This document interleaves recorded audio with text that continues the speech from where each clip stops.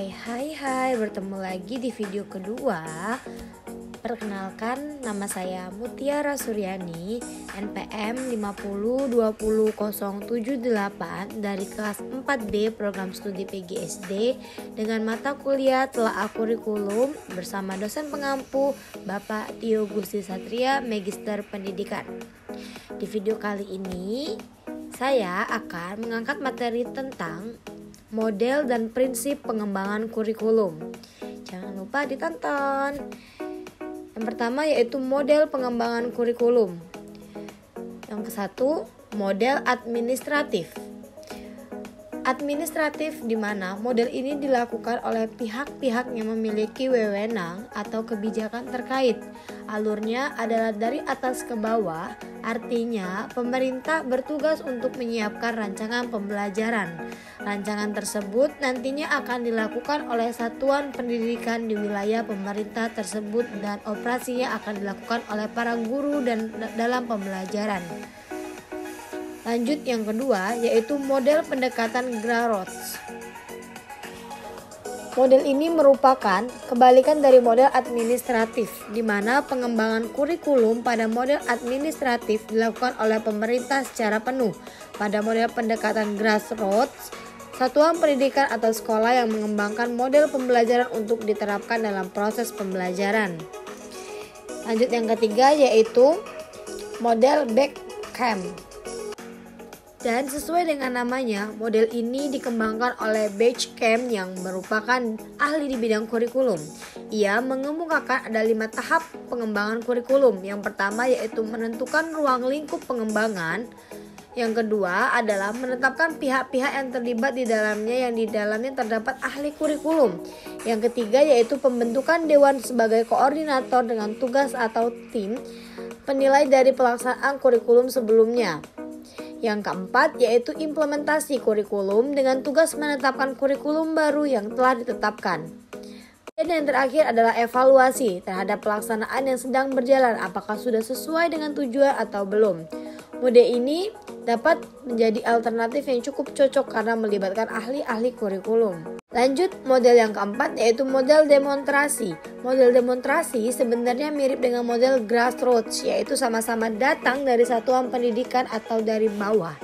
Di dalamnya terdapat guru yang nantinya akan bekerja dengan sama dengan para ahli dalam mengadakan pengembangan kurikulum. Namun ruang lingkupnya terbatas hanya pada beberapa sekolah yang berada di sekitarnya saja.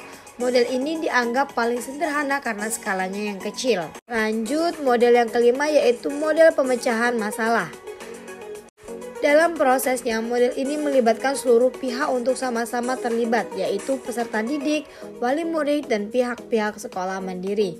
Melibatkan wali murid secara tidak langsung dapat membantu memecahkan permasalahan yang ada di masyarakat karena orang tua murid merupakan bagian dari masyarakat. Dan yang keenam yaitu model Rogers.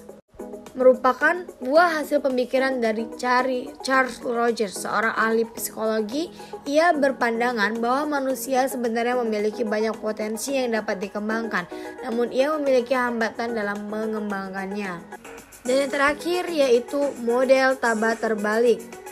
Model ini memiliki nama lain yaitu Tabas Inverted yang diciptakan oleh Hilda Tabah. Pengembangan kurikulum pada umumnya bersifat deduktif, yaitu menyusun sistem dan melakukan evaluasi di akhir pelaksanaan. Tabah berpendapat bahwa metode ini kurang cocok dan tidak bisa memberikan inovasi. Tabah mengenalkan metode perkembangan yang diawali dengan pencarian data dan percobaan teori-teori yang ada kemudian diimplementasikan. Hal tersebut bertujuan untuk mencocokkan teori yang selama ini digunakan dengan dipraktik di lapangan. Lanjut prinsip pengembangan kurikulum. Di sini yang pertama, kurikulum disusun berdasarkan prinsip untuk menemukan potensi dalam diri peserta didik agar dapat mencapai kemampuan terbaiknya. Selain itu, harus memperhatikan kepentingan dan kebutuhan serta tuntutan dari lingkungan.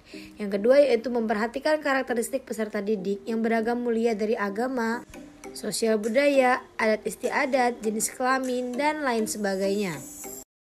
Lanjut, menyesuaikan dengan perkembangan ilmu pengetahuan dan teknologi agar dapat menyesuaikan dengan perubahan yang ada.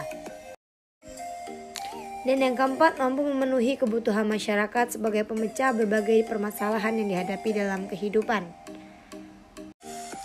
Lanjut yang kelima yaitu menyeluruh dan berkesinambungan. Yang keenam, kurikulum disusun agar manusia dapat belajar sepanjang hayat. Dan yang terakhir yang ketujuh yaitu kepentingan nasional harus seimbang dengan kepentingan daerah. Mungkin di video kali ini hanya cukup yang saya sampaikan. Terima kasih telah menonton. Ketemu lagi di next video.